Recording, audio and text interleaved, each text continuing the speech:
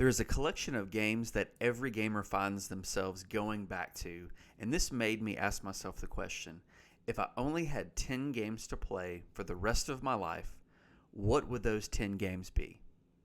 This doesn't necessarily mean these are my favorite, because our favorite games of all time might not have the greatest replay value. Maybe you play it once every 5 to 6 years, but I made myself pick games from different genres to cover those seasons where I get a certain itch to play football, the itch for a shooter, a survival game, you get it. And I chose these 10 with a couple caveats. Assume that you have internet access to each of these games and an ongoing multiplayer presence for that game. This allows for mods, DLC access, and an active multiplayer base if you like to play online. So here's my list, my top 10 games if I could play these, only these, the rest of my life. These are in no particular order. Number 1, Skyrim. History has already shown me that I'm willing to play through dozens of playthroughs of Skyrim. Considered one of the greatest games of all time, this game is no surprise and would be on anyone's list. Not to mention what you can do with mod support. In all of those dozens of playthroughs, all roads still seem to merge towards the stealth archer build, for me anyways. Skyrim addresses the medieval fantasy itch with swords and bows and spells and dragons. Number 2, Fallout 4. Fallout 4 beats out New Vegas, but just barely. The updated systems and the Far Harbor DLC tilt the scale in Fallout 4's favor, although there's nothing quite like the Dead Money quest in New Vegas. But Fallout 4 does what Skyrim does, only in that post-apocalyptic world trying to rebuild itself. Mod support in this game is abundant, and there are so many different things that you can do in the Commonwealth. Number 3, College Football 25.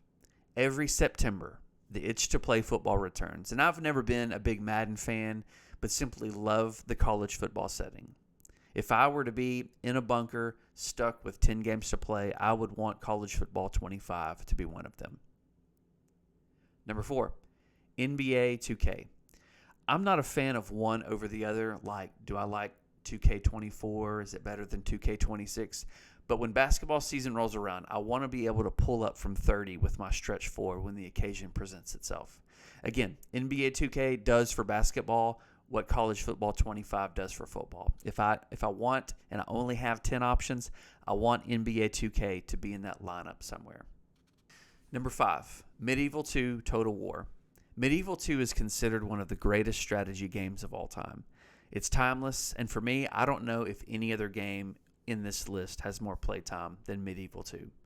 Mod support allows you to play in different eras and worlds. If you want to play in Middle-earth, there are Lord of the Rings mods. If it's Cyrodiil and you want to play in the world of the Elder Scrolls, the list goes on.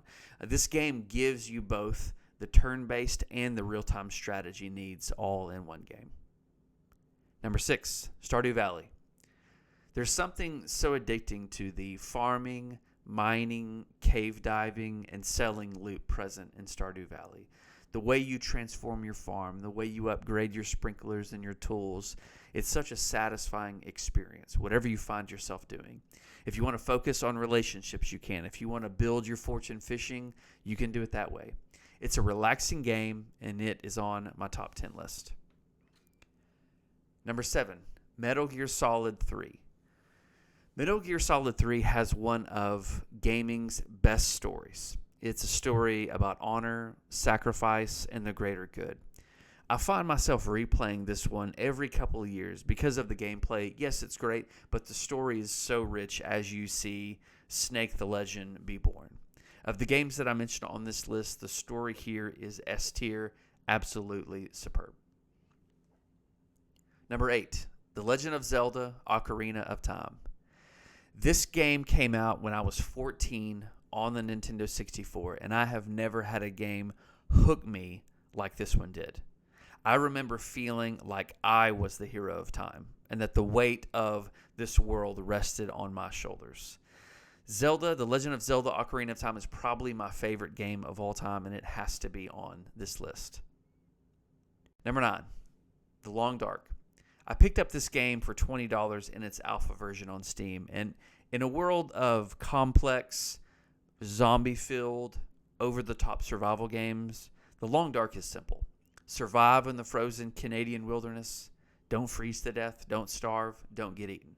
Those moments where you get lost in a blizzard or attacked by a bear only to stagger back into shelter and wonder if you'll make it to the next day are among some of the most intense encounters that I've had in gaming. And with permadeath built into the game, you have to weigh every decision that you make. Number 10, Call of Duty Black Ops 1. If I have to choose a game from the first-person shooter genre, it would have to be a Call of Duty game. And of all those games, Black Ops 1 rises to the top. I love the historical setting it sits in, the way it ties to World at War, the twist at the end. Zombies mode is great, multiplayer is great. This would be the one that checks all of the boxes for me. And before we go, I have one honorable mention, Knights of the Old Republic.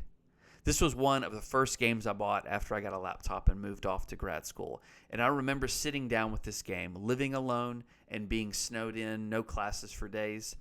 I became so immersed with the story, and I remember going back to class feeling that, spoiler alert, I am Darth Revan. And that it was a secret that I knew that no one else did.